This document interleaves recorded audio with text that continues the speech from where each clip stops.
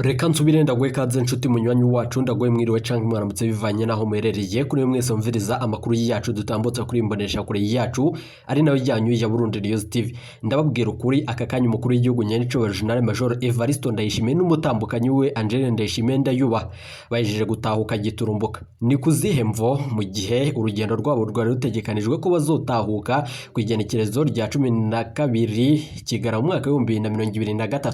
Amakuru akomeye cyane yishije kudushikira nyuma yuko twari twabwiye amakuru akomeye cyane mu makuru yacu yaheze. Izi saha umukuru w'igihugu Nyenicubahiro General Major Evariste Ndayishimiye nibwo yoshika ku kibuga c'indege citiriwe Melchior Ndadaye i Bujumbura. Ni kuzihe mvo nyuma yuko umukuru w'igihugu Nyenicubahiro General Major Evariste Ndayishimiye yaracishijwe mu cuma agasohoka amahoro gihutihuti. Amakuru turonse na amakuru ateye ubwoba. Umugambi ukomeye cyane wo gutembagaza ubutegetsi bwa Nyenicubahiro General Major Evariste Ndayishimiye uhejeje gufata iyindi ntera. Reka turabigaruka ko muri iri donido ry'amakuru twabateguriye ngaho kuri imbonesha kure yacu ari nayo yanyu ya Burundi News TV.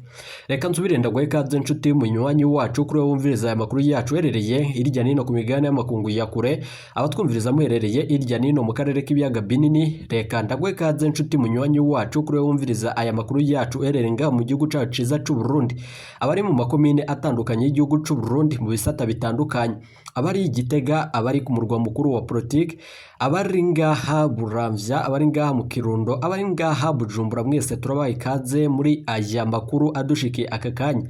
Reka nsubire ndagukengurukiye cyane nshuti munywanyi kuri waje gupyonda ijambo sabone kuba tarabikora akaniko karyo. Ndagusoma no kumusi iyi video urabanditse ijambo sabone ufyonde ko uracurabona arakazujyana nyene ufyonde ko hama tuje turabana mu makuru n'ibiganiro dutambutsa kuri imbonesha kure yacu ari nayo yanyu ya Burundi News TV. Reka rero ndabibutse yuko aya ari amakuru avurwa mu bisata bitandukanye, gisata ca politiki, umutekano n'agateka kaze na muntu, mukatorizwa n'umugwa wamenyesha bakuru w'umuhinga akorera nga mu gihugu cacu ciza c'u Burundi n'abandi bakorera irya nino mu karere k'ibiyaga binini. Ingingo nkuru turazifatira ku makuru akomeye cyane yeje kudushikira nga mu gihugu cacu c'u Burundi nyuma yuko ahejeje imisi itari mikeyi bibonekeza yuko umukuru w'igihugu Nyenicubahiro General Major Evariste Ndayishimiye aremvye cyane aka kanya nk'uko twari twahejeje kubibashikiriza. Twari twabwiye amakuru avuga yuko umukuru w'igihugu Nyenicubahiro General Major Evariste Ndayishimiye mu gihe hari hategerejwe yuko abahinga bava muri Leta Zunze Ubumwe za Amerika bamushika ko muri Dubai nyuma yuko yaragwariye mu bitaro bikomeye cyane i Dubai, bikaba bivurwa yuko harungitswe umugenerale akomeye cyane yigeze umuhinga mu vyerekeranye no gukurikirana amagara yiwe. Bikavurwa yuko rero uwo muhinga yahora akorera muri ico gihugu nyuma yuko yarungitswe n'ibihangange biturutse ngaha mu gihugu cacu c'u Burundi kugira ngo ajane urushinge rurimwo ishano nyuma yuko rwafatanywe uwo mugenerale akomeye cyane yari yigize umudogiteri muri ivyo bitaro. Hari amakuru rero akomeye cyane yeje kudushikira nizihe mvo zoba zitumye umukuru w'igihugu Nyenicubahiro General Major Evariste Ndayishimiye n'umutambukanyi we baganuka ngaha mu gihugu cacu c'u Burundi giturumbuka. Ubwoba ni bwose nyuma yuko ibi vyose bibaye, abene igihugu barafise umutima uhagaze cyane na cyane ko bica biboneka yuko ibiriko biraba ngaha mu gihugu cacu c'u Burundi ari ibintu biteye ubwoba. Ndabibutse yuko ubwo umukuru w'igihugu Nyenicubahiro General Major Evariste Ndayishimiye yohaguruka afashe urugendo yerekeza muri ivyo bihugu vy'Abarabu, hashikirijwe itangazo rivuye mu biro vy'umukuru w'igihugu rivuga yuko umukuru w'igihugu cacu ciza c'u Burundi Nyenicubahiro General Major Evariste Ndayishimiye azoganuka nga mu gihugu c'u Burundi ku igenekerezo rya 12 Kigara mu mwaka wa 2023. None umukuru w'igihugu Nyenicubahiro General Major Evariste Ndayishimiye aciye agaruka giturumbuka imisi idaheze. N'amakuru akomeye cyane rero turonse nyuma yuko babahinga bari bategerejwe kugira ngo bakurikirane amagara y'umukuru w'igihugu cacu ciza c'u Burundi umuvyeyi wacu kuri ubu ngubu bari bashitse ku isaha zishika 5 muri uyu munsi. Bakaba rero bahejeje gukorera umukuru w'igihugu Nyenicubahiro General Major Evariste Ndayishimiye operation nyuma yuko twabashikirije amavideo atandukanye, tubashikiriza amasanamu atandukanye ngaha kuri Burundi News TV. Nubwo rero ibintu vyifashe bitya ariko amakuru akomeye cyane turonse na amakuru adahumuriza na gatoyi na cyane ko ibihanganye vyo bigiye guhura n'akaga. General Prime Niyongabo kuri ubu ngubu we n'umushikiranganje wa mbere Gervais Ndirakobuca batazera ndakugarika umwanya murumviriza inkuru iteye ubwoba. Umukuru w'igihugu Nyenicubahiro General Major Evariste Ndayishimiye hajeje kumvikana yuko atahutse nyuma yuko vyaca vyumvikana yuko ibihangange vyari bitangaje ko bigiye kwerekeza kuri radio n'imbonesha kure vy'igihugu na cane cane ko abajenerali bakomakomeye bari bahejeje gutabwa mu mvuto. Abajenerali bagira batatu bari bahejeje gukurikirana no gushigikira ibikorwa vy'umukuru w'igihugu kuri ubu ngubu bari batawe mu mvuto. None umukuru w'igihugu nyenicubahiro General Major Evariste Ndayishimiye nyuma yuko aravye ibiriko birabanga mu gihugu cacu Burundi aciye afata ingingo ikomeye cyane giturumbo, kandi navye turi buze kugaruka ko muri aya makuru akomeye cyane adushikiye. Ibiriko biraba nyuma yuko haciye hanahagarikwa amashiramwe agenzurwa n'umutambukanyi w'umukuru w'igihugu Angeline Ndayishimiye ndayubaha. Aka kanya rero ingingo ikomeye cyane tugira ngo tuze kugaruka ko muri aya makuru akomeye cyane, ni ingingo idahumuriza. Iyi ngingo rero ifashwe gihutihuti na cyane mbere yuko umukuru w'igihugu nyenicubahiro General Major Evariste Ndayishimiye ashitse nga mu gihugu cacu Burundi bitunguranye. Ibihangange rero bimwe ntivyari bizi ibigiye kuba mu gihugu c'u Burundi, na cyane ko twahora tubibashikiriza. Bamwe bakavuga yuko ibi vyose ari ububeshe. Twarabwiye yuko umutambukanyi w'umukuru w'igihugu ari we ashobora kugaruka nga mu gihugu cacu Burundi gihutihuti, ariko gushika ubu aganukanye n'umutambukanyi wiwe umukuru w'igihugu cacu c'u Burundi nyenicubahiro General Major Evariste Ndayishimiye. Ibi rero ntivyari vyategujwe na cyane yuko bivurwa yuko no mu biro vy'umukuru w'igihugu batari bafise aya makuru. Umukuru w'igihugu nyenicubahiro General Major Evariste Ndayishimiye yarahejeje kuraba yuko kuri ubu ngubu gushika mu gihugu c'u Burundi harimo abagambanyi bateye ubwoba, bikaba mu nyuma z'uko abajenerali bagira batatu bari bashigikiye akarwi k'umukuru w'igihugu nyenicubahiro General Major Evariste Ndayishimiye bari bahejeje gutabwa mu mvuto ku itegeko ry'umushikiranganje wa mbere Gervais Ndirakobuca batazera ndakugarika n'uwo bahora bafashanya igihangange General Prime Niyongabo umukuru w'igisoda ngaho mu gihugu c'u Burundi. Amakuru rero mu buryo bw'idonido turaza kuyabashitsa ko amakuru akomeye cyane adushikiye aka kanya, bikaba mu nyuma z'uko gushika ubu kumbonesha kure yacu ari nayo yanyu ya Burundi News TV ariho mugiye kuza muronka amakuru akomeye cyane nk'uko twahora tuyabashikiriza avuga mu bisata bitandukanye.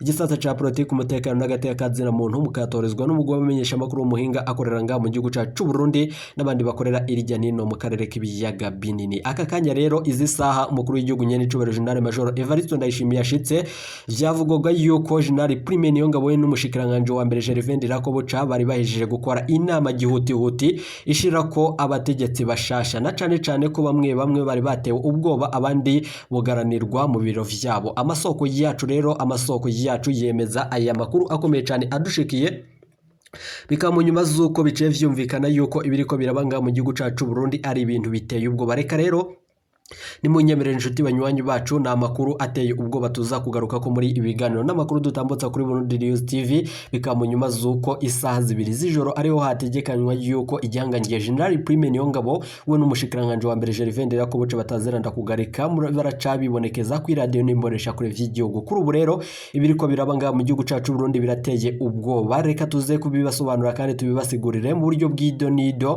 Bikaba mu nyuma z'uko amakuru akomeye cyane yeje kudushikira avurwa irya nino mu gihugu c'u Burundi n'ayandi avurwa irya nino mu karere k'ibiyaga binini. Ndabibutse yuko n'igisirikare c'u Burundi cari cahejeje gutanguza imigumuko na cyane nk'ubw'amasoko yacu. Kuri ubu ngubu rero umwe mu ntwazangabo mu gisoda c'u Burundi ahejeje kudushikiriza amajwi y'ibanga kubiriko birakorwa na General Prime Niyongabo. Gushika ubu rero umugambi wabo woba ugiye kuba nabi cyane na cyane ko bice biboneka yuko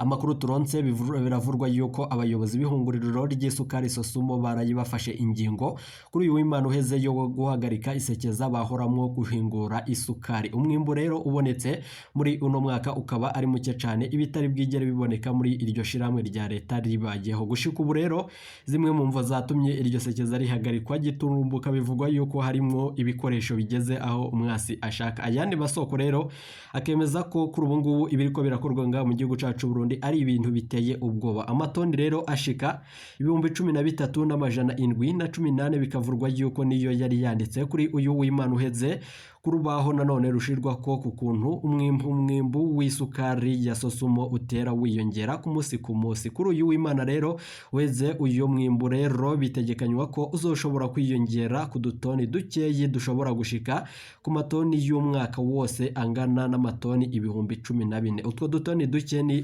gusigarira tuva mu bikono bisanzwe biyikora. Umwimbu nk'uyo rero abakozi ba Sosumo bavuga yuko bo uheruka mu mwaka w'ibihumbi 2007 nyuma yuko igihe iryo shiramwe ryari rirongowe na Alexis Ntaconzoba bigashikirizwa n'umwe rero mu begere iyo dosiye bikavurwa yuko uwo mwaka nanone uyu muyobozi bikaba vyaranaheze yisanze mu iboro rikuru rya Mpimba kubera ubunyonyezi. Kuri uyu munsi w'Imana uheze bikavurwa yuko ku bakozi ba Sosumo isekeza ryaheze nk'umwana apfanywe nanone n'umuvyeyi nk'uko nta ngunga yigeje ivugirizwa nga mu gihugu c'u Burundi canke yavugijwe nk'uko vyari bimenyerewe mw'ishiramwe Sosumo. Nanone mu bisanzwe mwisekeza ryo gutangura gukora isukari ryahora riba mu kwezi kwa Ruheshi, ico gihe ingunga yasamira nanone inshuro zitanu. Uyu munsi rero wo kuwa gatatu mwarumvirije amakuru akomeye cyane. Kuwa gatatu Kigara mu mwaka wa 2023 ingunga yari kuvuzwa gatatu nk'ikimenyetso cyo gusozera isekeza, ariko nta cakozwe nk'uko vyari bimenyerewe. Bitabaye uko rero ibintu vyabihejeje gukomera cyane, bitabaye ko isekeza ryo gukora isukari ryahora risozererwa ku wa 20 Kigara mu mwaka wa 2023. Imvo rero ngo ni nyinshi zatumye iryo shiramwe rya leta ripfungwa butaraririye nanone iryo sekeza nk'uko bivurwa n'abakozi b'iryo shirahamwe. Imvo rero ziratandukanye, bikavurwa yuko ari imvo zibiri zerekeye ivyo vyose vyibonekeje. Imvo ya mbere ngo niko abakozi b'iryo shirahamwe, nanone iyindi mvo ya kabiri ikavurwa yuko ari izubuhinga bwa none kuri ubu ngubu n'izindi mvo zitandukanye zijanye n'ikirere. Bikavurwa yuko kubw'iyo mvo y'ubuhinga abakozi ba Sosumo basigura ko ibikoresho vyo guhingura isukari bimaze igihe bidakora kandi vyo binakora bigakora nabi, ibindi navyo bikaba vyarapfuye, ibituma abakozi baza bakora nabi na nabi. Bikavurwa yuko imvo ya kabiri ijanye n'ikirere nanone iri mu vyatumye Sosumo ihagarika gihutihuti isekeza ryo guhingura isukari kubera imvura nyinshi. Bikavurwa yuko iyo mvura imaze imisi irwayo ituma amamashini amwe akora ico adakwiye gukorwa. Amakuru rero akomeye cyane adushikiye nuko ingorane zigiye kuba mu gihugu c'u Burundi ni nyinshi muri Sosumo. Ubwa mbere ni uko bakozi batandukanye bari bafise amakenga yuko batazobandanya guhembwa. Hari n'ikindi nanone ibikaju vyinshi biraye vyari bigeze kuvamwo isukari. N'amakuru rero ateye ubwoba twari duhejeje kuronka muri aya masaha. Bikavurwa yuko kurungu hari n'irindi tangazo rihejeje gushirwa ahagaragara mu bwirane nanone ibirori vyitiriwe umutangakori vyari bitegekanijwe kubera muri stade Ingoma nanone yo mu ntare ya Gitega kuri uyu wa gatanu Kigarama mwaka wa 2023 bihejeje kungururizwa i Bujumbura kuri Zion Beach kuri iryo genekerezo nyene. Amakuru akomeye cyane adushikiye ni kuzihemvo ivyo vyose vyoba bigira bikorwe. Gushika ubu amakuru dufise nuko atagikorwa na kimwe kirekuriwe gukorerwa Igitega ku murwa mukuru wa politiki, na cane yuko ibiriko birabanga mu gihugu cacu Burundi. Ivyo rero bikaba vyabaye imvo zituma iryo shiramwe nanone ritanga itangazo rikomeye cyane kubijanye nuko abatanga kuri ubu ngubu bari bahejeje kwibonekeza mu bikorwa bitandukanye nyuma yuko umukuru w'igihugu cacu c'u Burundi nyene cubahiro General Major Evariste Ndayishimiye yogerana ibiganiro na bamwe mu barwizatunga nga mu gihugu cacu c'u Burundi. Gushika ubwo mwarumvirije amakuru yagiye akwiragizwa irya nino ku mbuga hwaniro. Ndabibutse yuko ivyo biri mu itangazo rihejeje gushirwa ahabona n'umuyobozi mukuru w'ikigo kijejwe kwegeranya amakuru n'amatagisi Obert Jean Claude Manirakiza kuri uyu mugoroba wo kuri uyu wa kane Kigara mu mwaka wa 2023, aho yagiriye ko asaba abatanga kuri ico kimwe n'abandi batumire bose ko bazoshika igihe c'isaha 2 zo mu gatondo. Amakuru akomeye cyane ariko aradushikira nga mu gihugu cacu Burundi. N'amakuru ateye ubwoba nyuma yuko ibiriko biraboneka nga mu gihugu cacu Burundi ari ibintu bitamenyerewe. Ndabibutse yuko gushika ubu atagikorwa na kimwe kirekuriwe gukorerwa ku mugwa mukuru wa politike Igitega. Gushika ubu rero ibiriko biraboneka mu gihugu c'u Burundi ivyo vyabaye mu nyuma zuko ijyanganye General Prime Niyongabo we n'umushikiranganje wa mbere Gervais Ndirakobuca batazina ndakugarika bari bahejeje gufata ingingo ikomeye cyane yo kubuza ibikorwa bitandukanye nyuma yuko bari bariko barabandanya mu gutembagaza ubutegetsi bwa Nyenicubahiro General Major Evariste Ndayishimiye. Ariko gushika ubu umukuru w'igihugu Nyenicubahiro General Major Evariste Ndayishimiye aciye afata ingingo ikomeye cyane yo kuganuka nga mu gihugu cacu Burundi we n'umutambukanyi we Angeline Ndayishimiye ndayubagihutihuti. Ni kuzihemvo rero ibintu bikomeye cyane biriko biraboneka nga mu gihugu cacu Burundi birateye ubwoba, na cane ibiriko biraboneka mu mugambi uri kutegetse wa CNDD-FDD n'ibindi biriko biraboneka muri Etat Major no mu biro vy'umukuru w'igihugu. Umwanya n'umwanya inzu iriko irasha. Amasoko yacu rero yemeza yuko umukuru w'igihugu nyaricubahiro General Major Evariste Ndayishimiye aganutse gihutihuti nyuma yuko ibintu vyo biba bigiye gukomera cyane mu gihugu c'u Burundi. Umwanya n'umwanya murashobora kumviriza yuko igihangange General Prime Niyongabo we n'umushikiranganje wa mbere Gervais Ndirakobuca batazira ndakugarika. Umwanya n'umwanya barashobora gukurwa mu mabanga na cane ibiriko birabavurwa ko ari ibintu biteye ubwoba. Umukuru w'igihugu ashitse kuri izi saa nyuma yuko hari humvirijwe amakuru yuko umukuru w'igihugu nyaricubahiro General Major Evariste Ndayishimiye ajeje kuva mu cuma amahoro. Ibihangange rero vyari bitegereje yuko umukuru w'igihugu nyaricubahiro General Major Evariste Ndayishimiye azapfira Dubai, ariko gushika ubu cyumviriza yuko umukuru w'igihugu nyaricubahiro General Major Evariste Ndayishimiye asohotse mu cuma gihutihuti kandi agasohokana yo inguvu nyinshi cyane bace bafata ingingo ikomeye cyane. Gusa ndabibutse yuko na nubu amagara y'umukuru w'igihugu nyaricubahiro General Major Evariste Ndayishimiye na cyane yuko avuye mu ivuriro adakize neza, bikaba bivurwa yuko rero umwanya n'umwanya n'ubundi murashobora kumviriza yuko aremvye. Ariko nkuko twabibabwiye mu finyo twababwiye amakuru avuga yuko umukuru w'igihugu caceza c'u Burundi nyaricubahiro General Major Evariste Ndayishimiye bamwe mu nderetsi ziwe zikorera muri Etat Major no biro vy'umukuru w'igihugu zahejeje kumurungikira amakuru akomeye cyane, bivurwa yuko ari amakuru ajanye nuko kuri iri genekerezo ariho hari butangazwe ikudeta ku radio n'imbonesha kure vy'igihugu, nyuma yuko bamwe mu bahora bacungerera umutekano ku radio n'imbonesha kure vy'igihugu bari bahejeje guhindurwa gihutihuti. Gushika ubu rero hari amakuru akomeye cyane tugira ngo tuze kugaruka ko mu buryo bw'idonido bikaba mu nyuma zuko ibiriko birakorwa ngaha mu gihugu cacu Burundi ari akamaramazana cyane ibiriko biravurwa muri Etat Major. General Prime Niyongabo ijyanganye ngaha mu gihugu cacu Burundi umwanya n'umwanya murashobora kumviriza yuko gitawe mu mvuto we n'umushikiranganje wa mbere Gervais Ndirakobuca batazira ndakugarika, nawe nyine arashobora kugirirwa nk'ivyashikiye uwo yasubiriye General Alain Guillaume Bunyoni. Gushika ubu rero imvo zitandukanye injyane ziri mu mugambo uri kutegetse wa CNDD-FDD na nizo bivurwa yuko Reverien Ndikure nawe nyene yari yaciye atangura ibikorwa bitandukanye vyo kuba atanguza za nama z'urutavana ko ziwe yahora agirira mu bene gihugu. Ibi navyo ndabibutse yuko ari vyo umukuru w'igihugu caciza c'u Burundi nyaricubahiro General Major Evariste Ndayishimiye yahora amubuza gukora ivyo kugirisha abene gihugu inama gihutihuti no mu masaha y'ijoro. Murazi yuko Reverien Ndikure yo ariho yoshika mu mitumba itandukanye mu makomine agiye atandukanye mu gihugu c'u Burundi kumva zitandukanye. Gushika ubu rero ibidasiguritse bejeje kwibonekeza nyuma yuko ari n'impapuro zitariko umukono zari zejeje gukwiragizwa irya nino mu gihugu c'u Burundi. Gusa gushika ubu turafise icizere yuko umukuru w'igihugu caciza c'u Burundi nyaricubahiro General Major Evariste Ndayishimiye arashobora gukora ibishoboka vyose kugira ngo atunganirize kandi ashire mu ngiro ivyanze gushirwa mu ngiro. Murazi yuko umukuru w'igihugu nyaricubahiro General Major Evariste Ndayishimiye yama ashikiriza amajambo ahumuriza mu gihugu c'u Burundi, amajambo ariko gushirwa mu ngiro bigaca vyanga. Murazi yuko ibihangange bivuga amajambo akomeye cyane. Gushika ubu hakaba hibazwa imvo ibiriko biraba mu gihugu cacu Burundi biriko biraba kandi bivurwa yuko umukuru w'igihugu nyaricubahiro General Major Evariste Ndayishimiye yoba ashoboye kurongora igihugu c'u Burundi. Ndabibutse amajambo akomeye cyane y'agacamutwe bamwe mu bari mu mugambwe itavuga rumwe n'ubutegetsi kuri ubu ngubu bibashikirije yuko umukuru w'igihugu nyaricubahiro General Major Evariste Ndayishimiye yama ari umunyabwoba n'ibindi bitandukanye. Rero turibuze kugaruka ko muri aya makuru akomeye cyane adushikiye turaza kugaruka tubashikiriza ijambo rya mbere umukuru w'igihugu caciza c'u Burundi nyaricubahiro General Major Evariste Ndayishimiye ashikirije nyuma yuko aravye yuko ibiriko birabanga mu gihugu cacu c'u Burundi harimo igipfungu cishi. Umukuru w'igihugu tivyari bihejeje kuba bimenyerewe mu gihugu c'u Burundi yuko umukuru w'igihugu caciza c'u Burundi yogonuka mu gihugu c'u Burundi gituhuti kandi bitashizwe kwitangazo risohoye mu biro vy'umukuru w'igihugu. Gusa ubu amakuru dufise rero nayo turibuze kugaruka tubashikiriza kuri iyi mbonesha kure yacu ari nayo yanyu ya Burundi News TV.